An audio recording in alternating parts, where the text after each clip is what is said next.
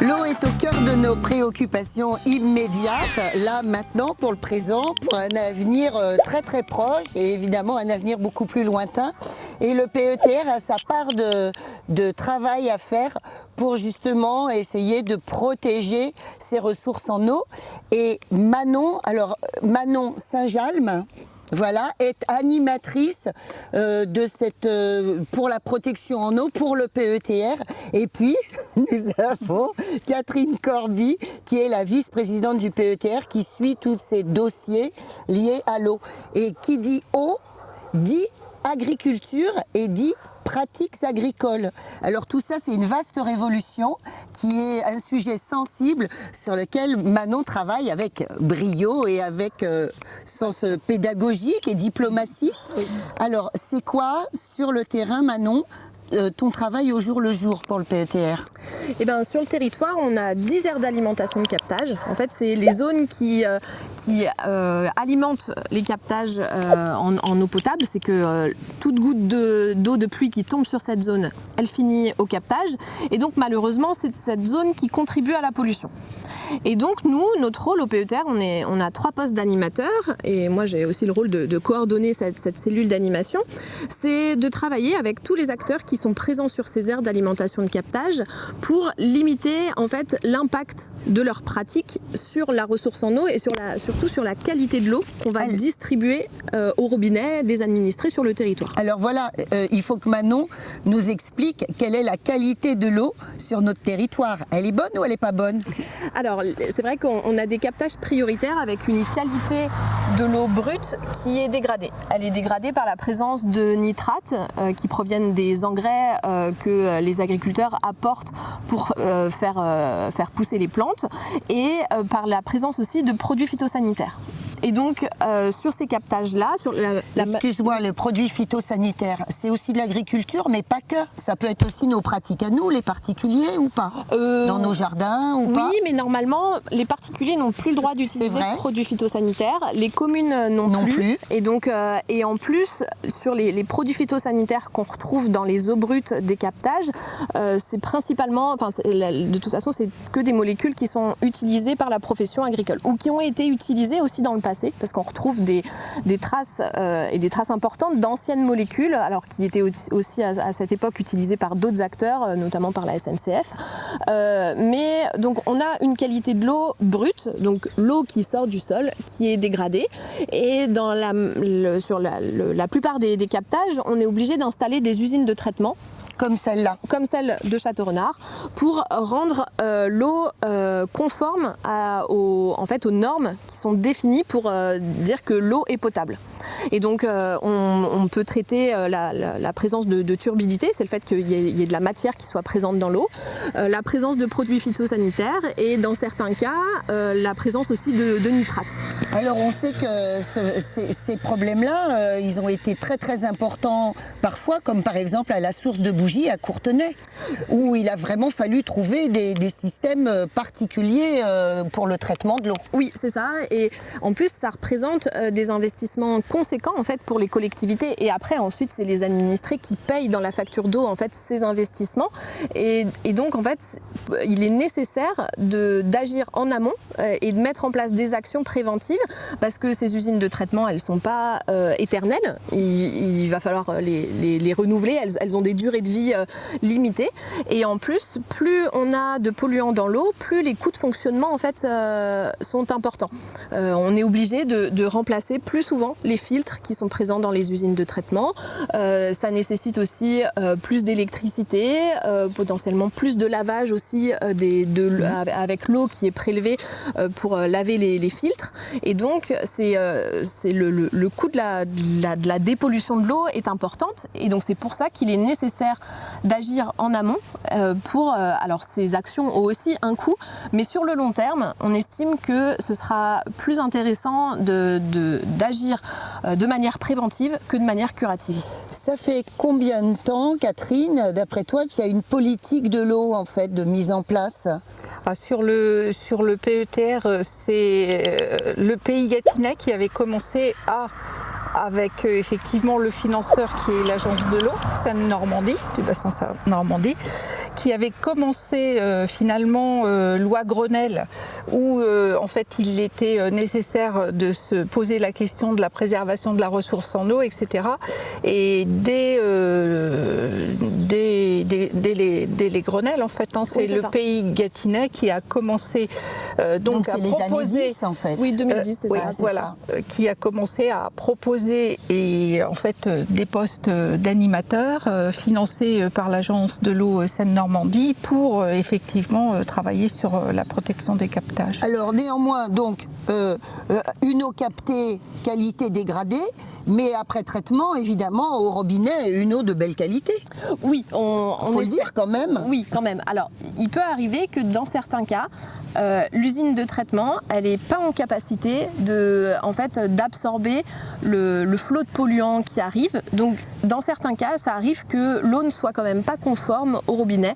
Et donc, ça montre encore plus la nécessité d'agir parce qu'on a des usines de traitement, mais on a aussi des molécules qui sont de plus en plus difficiles à traiter et qui passent en fait au travers des charbons actifs. Alors, c'est le terme technique et la façon de traiter qui sont présentes sur le territoire et qui nécessitent d'agir en amont parce que finalement, même si on sait qu'on a une usine de traitement, ça peut arriver que dans certains cas, il y ait des dépassements. Alors Manon, elle est là avec donc les deux autres animateurs, c'est ça, pour aller à la rencontre des agriculteurs et discuter avec eux des nouvelles pratiques qui pourraient faire moins de pollution dans les sols, c'est ça? Oui. Et donc, notamment, les produits phytosanitaires qui nous posent le plus de problèmes, ça va être les herbicides.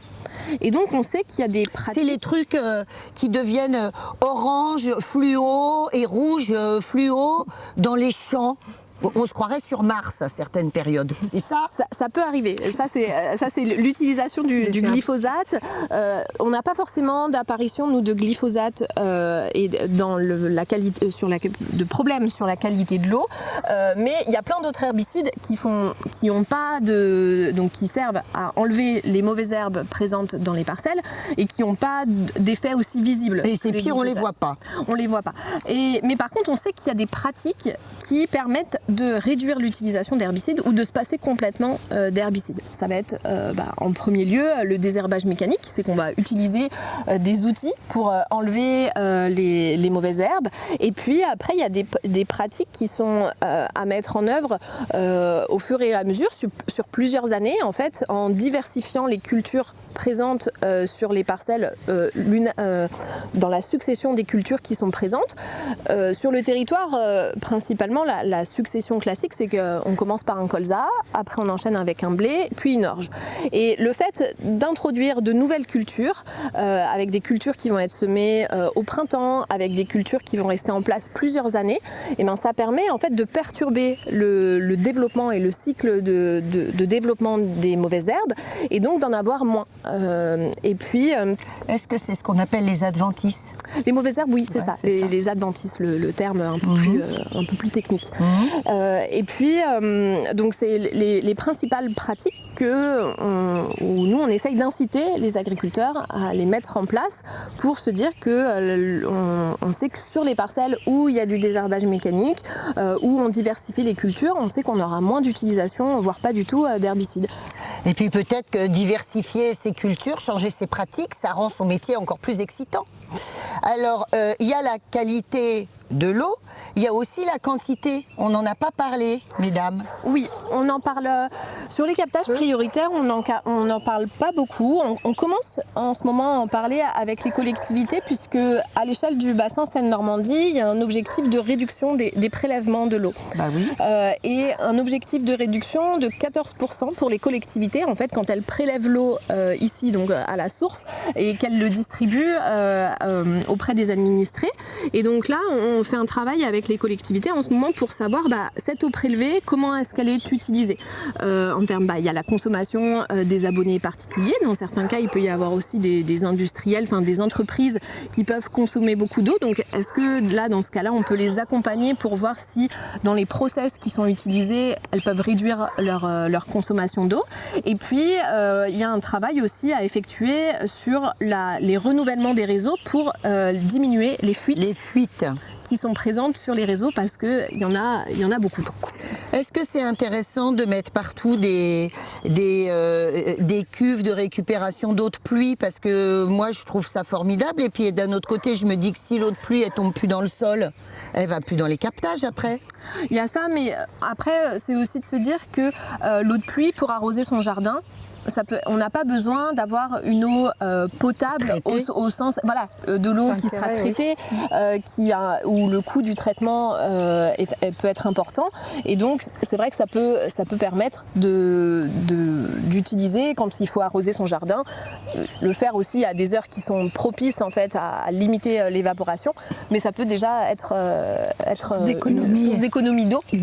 Est-ce qu'il y a un travail, Catherine, toi qui t'occupe aussi évidemment de la démarche citoyenne, la transition citoyenne, est-ce qu'il y a un travail de réflexion, de communication auprès des citoyens au niveau de l'eau? Par rapport aux groupes qui ont été constitués dans l'expérimentation du projet Let's Go for Climate, il y a des groupes qui travaillent sur la sobriété et l'eau fait partie, bien entendu, des éléments qu'il faut savoir économiser, puisque on sait que par les effets du changement climatique, c'est une ressource qui semblait très large et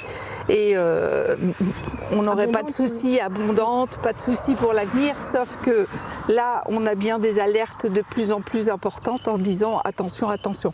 Donc il est nécessaire, effectivement, parce qu'on ne peut pas demander que aux collectivités de faire des efforts, elles doivent en faire. Puisque effectivement il faut traiter toute cette perte en eau traitée qui repart dans la nature parce que les réseaux sont vieux et ils nécessitent de l'entretien. Mais le consommateur a son rôle. Il doit être consommateur dans sa façon de consommer et de réduire aussi ses consommations. Tu parlais de la réserve en eau des gouttières. De toute façon, typiquement, on doit gérer les eaux pluviales à la parcelle, donc autant qu'elle serve cette eau pluviale à être restituée sur sa parcelle si on a la chance d'être propriétaire. Maintenant, il y a aussi des édifices, des collectivités, par d'immeubles, etc., qui créent des noues pour arroser les haies ou les jardins qui sont dans leur jardin au sein même des habitations. Et par ailleurs, effectivement, on parle de récupérer l'eau. Effectivement, on peut très bien avoir lavé sa salade et la restituer aussi pour arroser ses petites plantes l'été. Mais on peut en faire aussi de l'arrosage interne. On peut relaver des choses derrière. Voilà. Et chacun, en fait, il y a aussi toute l'expérimentation, en fait, des animations, sur comment fabriquer en fait les petits pots en terre ou l'Oya, etc. ou avec une bouteille inversée, etc. Donc il y a des groupes justement qui ont vu le jour après les ateliers du LIFE, qui mettent en œuvre, qui sensibilisent en tout cas la population. Alors Manon nous parlait de nouvelles pratiques agricoles, de nouvelles plantes à mettre en place sur nos sols. On y va tout de suite.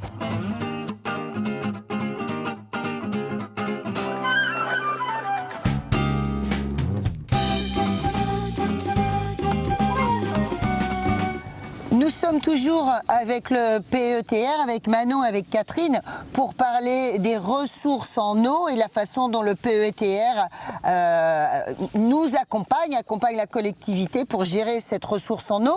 Or, nous sommes au milieu d'un champ et on va parler de plantes, on va parler de différentes plantations. Alors Manon, comment ça se fait ? Comment ça se fait ? Eh ben, en fait ici, alors on est en limite du bassin de captage de Château-Renard. Donc c'est juste de l'autre côté de la route en fait. Toutes les parcelles qui sont présentes contribuent malheureusement en fait, les pratiques qui sont mises en place sur ces parcelles peuvent contribuer à la pollution de l'eau, mais aussi à la restauration de la qualité de l'eau. Donc voilà, on va le voir d'un point de vue positif. Et donc les agriculteurs qui ont des parcelles sur ces aires d'alimentation de captage, on peut les accompagner techniquement et financièrement pour qu'ils réduisent l'impact de leurs pratiques sur la qualité de l'eau. Et donc là, c'est le cas chez l'agriculteur chez qui on est ce matin. On est chez Nicolas. Nicolas, il a 90 hectares. Voilà, et donc depuis plusieurs années, il est engagé dans une mesure agro-environnementale et climatique. Le principe, c'est un cahier des charges qui est contractualisé sur 5 ans avec des financements de l'Union européenne et de l'Agence de l'eau Seine-Normandie. Et donc en échange de réduire l'utilisation de produits phytosanitaires et de diversifier les cultures présentes sur son exploitation, il y a une indemnité qui lui est versée tous les ans. Et donc c'est pour ça, là on est devant un champ de soja. Alors quelles sont les spécificités ? Pourquoi du soja ? Pourquoi du soja ? Parce que alors ça va être une culture qui demande pas d'engrais azotés de synthèse. Il n'y a pas besoin d'apporter d'engrais pour faire pousser le soja. En fait, c'est une légumineuse qui va capter l'azote de l'air et qui, grâce en fait à des nodosités qui sont présentes sur ses racines, va capter l'azote de l'air. Et donc c'est grâce à cet azote que la plante va arriver à pousser. C'est une plante qui pousse c'est quoi le cycle de cette plante ? Elle sert à quoi ? Et est-ce que c'est fréquent de trouver du soja dans les champs ? Eh ben, alors c'est une plante du coup qui va se semer au printemps et se récolter à la fin de l'été. Et donc par rapport aux cultures d'hiver qui sont majoritaires sur le territoire, c'est-à-dire qui se sèment à l'automne et qui se récoltent en début d'été comme le blé, le colza ou l'orge, le fait de décaler, d'avoir une plante qui a un cycle différent va perturber le cycle des adventices. Aussi, Nicolas, lui, ce qu'il fait, c'est que pendant l'hiver, il va laisser un couvert d'interculture présente pendant tout l'hiver. Donc il va semer différentes espèces sur sa parcelle. Il ne va pas les récolter, mais le fait d'avoir une couverture des sols pendant tout l'hiver, ça va permettre de limiter la perte d'azote pendant la période où les grosses pluies vont lessiver en fait ce qui est présent dans les sols. Et ensuite, pour lui, c'est aussi un avantage parce que quand il retravaille ses parcelles au début du printemps, il y a moins d'adventices qui ont pu se développer et qui sont présentes. Et puis aussi, est-ce qu'il nourrit le sol en mettant les couverts mélangés ? Maintenant, cette technique de couvert, elle est quand même plutôt bien utilisée par les agriculteurs désormais. Oui, on en voit de plus en plus. On en voit de plus en plus. Il y a la réglementation qui oblige aussi à les mettre, à mettre des couverts avant une culture qui va être semée au printemps pour ne pas avoir des sols nus. Mais ce n'est pas forcément tous les agriculteurs qui vont laisser le couvert de manière, pendant très longtemps. Et puis donc après le soja, lui, il sert surtout, il va être récolté pour l'alimentation animale.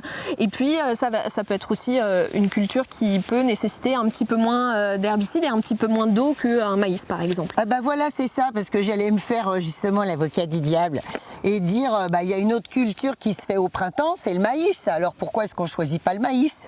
Alors le maïs, il peut avoir sa place dans des rotations de cultures diversifiées. L'avantage du maïs, c'est qu'on peut le désherber mécaniquement. En fait, on peut passer des outils entre les rangs de maïs et désherber mécaniquement. Donc ça, c'est un avantage. Par contre, c'est aussi une culture qui va demander de l'eau. Et en plus, la problématique des cultures de printemps et d'été, alors c'est le cas du soja, c'est le cas du maïs, en fait, ils vont demander de l'eau à une période où il y en a moins. Donc ça peut être aussi voire plus du tout. Une problématique. Mais on peut arriver à faire, des agriculteurs bio arrivent à faire du maïs bio où on sait qu'il n'y a pas d'utilisation de produits phytosanitaires dessus. Catherine, quelque chose à ajouter sur cet accompagnement des agriculteurs? C'est ce qu'on voyait. En fait, je pensais, en écoutant Manon, que décidément, tout est lié. Tout à l'heure, on parlait de l'eau. On disait que c'était lié à la santé. La santé, évidemment, c'est aussi l'alimentation. Et tout ça, c'est cohérent avec toutes les compétences que tu réunis dans ta délégation au PETR. Oui, et puis bon là, pour aujourd'hui, on parle principalement de la protection de la ressource en eau. Et effectivement, il est important que des politiques se mettent en œuvre et accompagnent les agriculteurs dans ce changement de pratique qui malheureusement suivant les effets du changement climatique, il y a une nécessité de toute façon à changer la donne. Et il est nécessaire justement par des politiques territoriales d'accompagnement et par des politiques de financement, parce que les agriculteurs en fait ne peuvent pas changer de pratique économiquement, ils ne peuvent pas prendre le risque de changer de pratique sans avoir des garanties de compensation. On est capable de parler de compensation, on coupe un arbre, on en replante 50. Il faut qu'on fasse pareil avec les agriculteurs. Nicolas, c'est ce qu'il disait tout à l'heure. Nicolas, il disait, moi j'ai 90 hectares, pour ne pas prendre de risques inconsidérés, je ne peux que consacrer que 5 ou 6 hectares à ces changements de pratique. Oui, parce qu'il ne peut pas prendre de risques économiques et c'est la problématique de tous les agriculteurs qui sont concernés.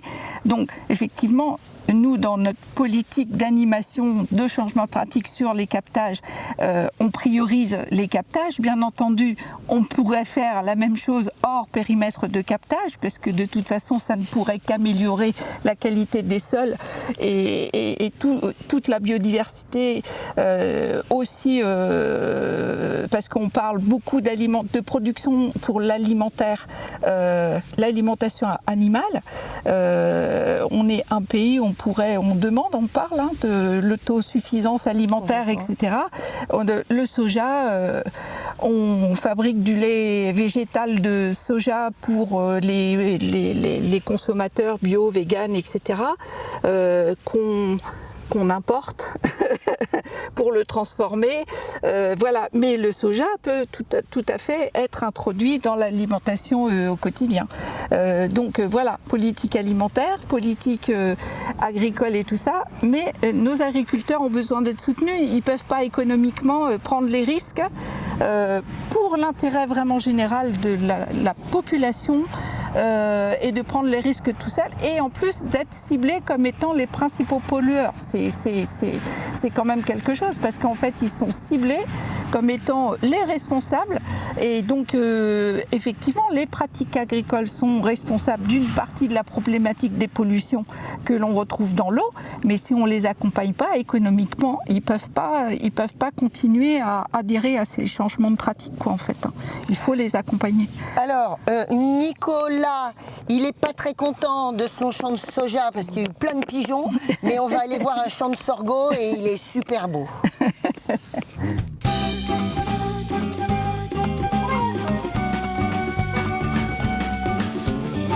Alors voilà, nous sommes devant ce champ de sorgho, le champ de Nicolas. Alors le sorgho là, il est tout petit, il ressemble à du maïs, mais d'ici quelques mois, il va faire de beaux épis, des épis un petit peu brun roux. C'est très reconnaissable, le sorgho, c'est vraiment une belle plante. Alors, je compare ça au maïs, Manon, mais quelles sont les différences avec le maïs? Eh bien, alors, l'avantage du sorgho, c'est qu'il va demander moins d'eau qu'un maïs. Ici, Nicolas est équipé de l'irrigation, donc il donne quand même un peu d'eau à son sorgho, mais moins que ce qu'il en donnerait pour un maïs. Et après, c'est aussi toujours possible de faire pousser un maïs ou un sorgho sans irrigation. On a eu quand même un printemps très sec, donc forcément, c'est un peu plus compliqué. Par contre, une des similitudes avec le maïs, c'est que le sorgho, on peut le désherber mécaniquement. En fait, on peut passer, là on voit que les rangs sont assez espacés et donc on sait qu'on peut passer avec du matériel de désherbage mécanique pour enlever les adventices qui vont être présentes. Alors le truc c'est que est-ce qu'il y a un gros débouché sur le sorgho? C'est une plante africaine. En Afrique, on mange du sorgho, nous, je dis nous, ceux qui mangent à l'africaine. Et puis sinon ici c'est pour la nourriture animale. Oui, c'est ça, c'est en alimentation animale, éventuellement il peut partir aussi en noisellerie, le sorgho. Et en fait la problématique c'est qu'il va être moins intéressant financièrement qu'un maïs, et c'est pour ça qu'on a aussi moins d'agriculteurs qui en font sur le territoire, parce que c'est une culture un peu de niche où il n'y a pas forcément beaucoup de contrats qui sont proposés, et c'est toute la problématique des cultures de diversification. Voilà, on a parlé du soja, du sorgho. Alors il a essayé, Nico, aussi la luzerne, oui. Et du coup il a arrêté à cause de ça parce qu'il trouvait pas de débouché pour sa luzerne. C'est ça. Et il trouvait ça pourtant, il trouvait que c'était une plante magnifique, très intéressante pour son sol. C'est ça. L'avantage de la luzerne, c'est qu'elle va rester en place plusieurs années. Donc on a besoin de la semer qu'une seule fois et elle va rester 2, 3, 4 ans. Elle a aussi un pouvoir nettoyant sur les parcelles, c'est-à-dire qu'elle va empêcher toutes les adventices de se développer. Donc, et puis en plus c'est une légumineuse, elle capte l'azote de l'air, elle a besoin de vraiment pas grand-chose pour se développer. Et la problématique c'est d'arriver à trouver des débouchés pour ces cultures qui sont intéressantes, et nous c'est ce qu'on essaye de faire aussi au PETR, c'est de travailler. Alors c'est aussi en lien avec les différentes politiques qui sont portées par le PETR, le projet alimentaire territorial notamment, où notre objectif c'est de travailler sur le territoire pour qu'on puisse développer des cultures qui seraient valorisées par exemple en restauration collective. Pour ça on voudrait travailler surtout sur le développement des cultures de légumineuses. Voilà. Donc la lentille, le pois en fait, qui peuvent voilà. On en a ici d'ailleurs dans le secteur du pois. Oui. Non, de la lentille. On a de la lentille à Melleroy. Je crois. Un petit peu, mais le souci voilà, c'est que pour avoir un effet sur la ressource en eau, on a besoin d'en avoir des quantités importantes, mais par contre il faut arriver à les valoriser. Alors localement, dans un premier temps, on peut travailler avec la restauration scolaire pour qu'elle s'approvisionne en local, et après sinon qu'il y ait des acteurs un peu plus gros qui veulent s'engager à collecter des productions qui auraient un impact positif sur la qualité de l'eau et sur l'environnement de manière générale. Voilà, parce qu'on parle toujours d'eau potable et qualité de l'eau depuis tout à l'heure. Et d'ailleurs, j'ai demandé à Manon quelle était sa formation initiale. Et Manon, elle n'est pas hydrologue. Manon, elle est ingénieure agronome. Mais toi, tes motivations dans le but ultime de tes études, Manon, c'était ça, c'était le mieux vivre en fait. Oui, c'est ça, le mieux produire. Moi, je suis convaincue qu'on peut produire différemment. On peut produire une agriculture qui soit en même temps rémunératrice pour les agriculteurs et en même temps bénéfique pour notre environnement présent, mais surtout futur. Dans un contexte de changement climatique, on a besoin d'anticiper les changements qui vont arriver, donc c'est-à-dire par exemple réfléchir à la plantation de haies, à la plantation d'arbres dans les parcelles qui peuvent permettre de rafraîchir en fait les cultures présentes. Et moi c'est vraiment mon leitmotiv au quotidien de me dire qu'on peut faire différemment, mais ce sera avec tous les acteurs du territoire ensemble, et il y a encore plein de projets positifs à développer. Je pense à 2 slogans pour le PETR. C'est le PETR mène une politique rafraîchissante avec tous ces jeunes pleins de compétences et pleins de convictions.